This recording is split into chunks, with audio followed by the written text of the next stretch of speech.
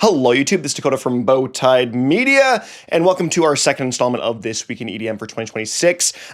Starting off next week, I will say a bit of an ad push here because for my own stuff, all my list year in review videos are coming out this next week. Monday is top EPs, Tuesday is worst albums, Wednesday is best albums, Thursday is worst songs, and Friday is best songs of 2025. Super fun videos, I think you guys are going to really enjoy them, which means This Week in EDM is going to be a little shorter, just about, I think, over 20 songs, so not a whole ton because I've been mainly working on those videos, so let's hop into it. Black on black, black, black, black on black, everything I touch is black, black. Starting us off in the bad category is Zoo with Black Midas. Zoo is trying to crawl back into the limelight, and it's just not working for him. The vocals on this are pitiful, and the production is like this moody house, but mixed to the point where the bass line is totally absent, and all you hear are those sucky vocals.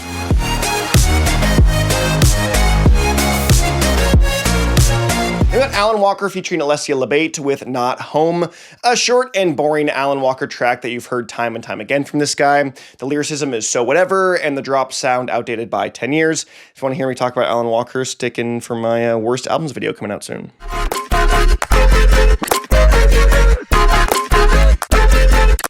Then we've got Skrillex and Sacred Family with Yo Yon from the new Cora EP. Yeah, I'm definitely not feeling this one from Skrillex. I get that he's doing something a little bit more weird, but the melody feels half-baked and incomplete, and the whole thing sounds more silly than I think it's intended to be.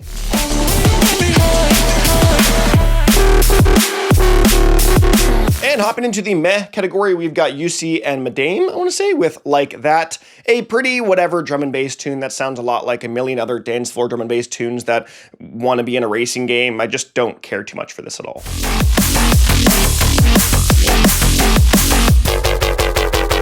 Then we got Murdock featuring Maëlie with Violence. Also not really feeling this new dance floor drum and bass tune as well for Murdock, as, I don't know, it just sounds like it wants to be pendulum so bad, but just doesn't quite have the mix quality or dynamicism to really have landed that.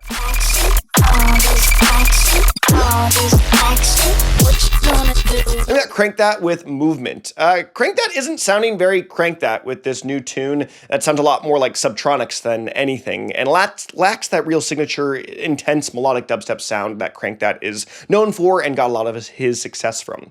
The song feels built for that live show more than any serious listening.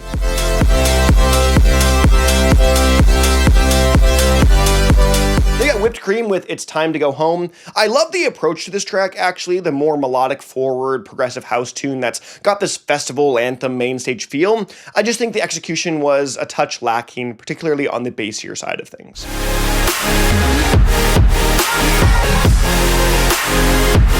Then we got ILLENIUM, Bastille, and Dabin with Feel Alive.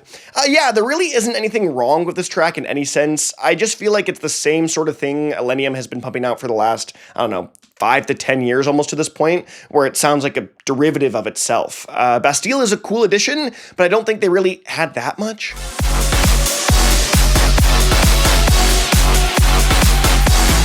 And hopping into the good category, we've got Pegboard Nerds with Resonate. A bit of a throwback tune from Pegboard here, as they kind of have this big room electro feel that got that, I don't know, classic nerdy synth melody to it as well. It's a decent tune with a lot of energy and does give me a nostalgia feel for that kind of golden age of Monster Cat.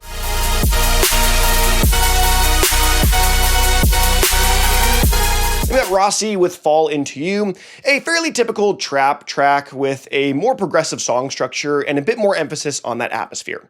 A solid track that does its job, nothing more, nothing less.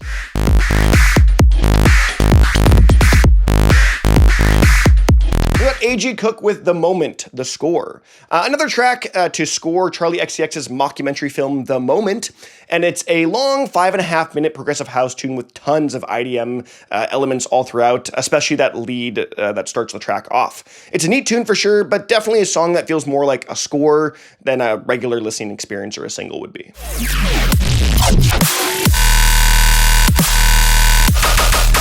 Then we got The Living Proof with Waiting, a punchy new dubstep cut from The Living Proof with some rock elements in the midsection, just to come out with this crashing down, I don't know, final, almost halftime movement with a heavier tone for the finale.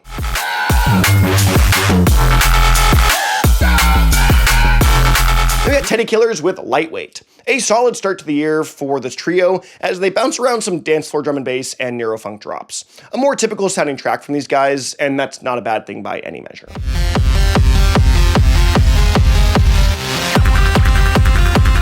We got Lily Palmer and Armin van Buuren with Aya Girl with this new AB double-sided single. This track has a cool blending of main stage trance and some techno aesthetics. It's a tune with a really long, one progressive movement that culminates into a big finale, and I like it much more for that than a typical song structure. Another solid track for Armin van Buuren to start 2026 off.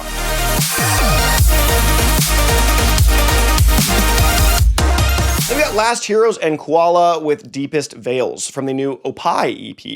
2026 in melodic dubstep is kicking off with a banger as Last Heroes almost stunned with this project and track in particular.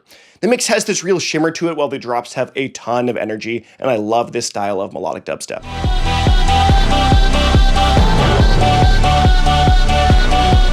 We got Danny L. Harle and Julia Michaels with Raft in the Sea, an anthemic Eurotrance cut with beautiful vocals from Julia Michaels and a heavenly production from Danny. It's got a little bit of a nostalgia tinge to it, but definitely feels like a modern, more festival-ready trance tune.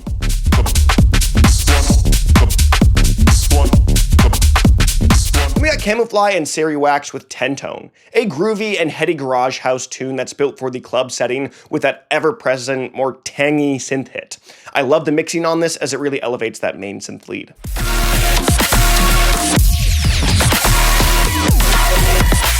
We got Enzo with Mirrorverse. After a stellar 2025, Enzo is picking up where he left off and back to more of his roots with an atmospheric, almost ambient dubstep track that leans heavily into that ambient atmosphere.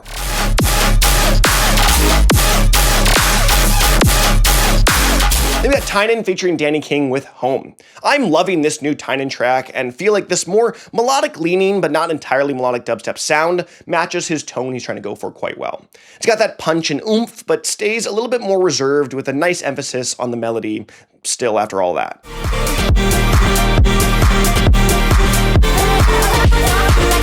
Then we got Clax with Love Unconditionally from the new Where Everything Collides album.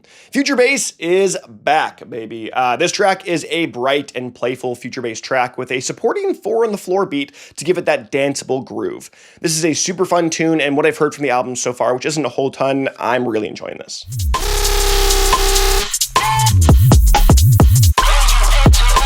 Then we got PEEKABOO, Night Punk, Liney, and Sayadas featuring Nick Smith with Answer All My Prayers. A crazy mega collab here that makes for an explosive track rooted in that modern trap sound wave. It's more a straightforward tune, but due to that, feels incredibly polished and well put together.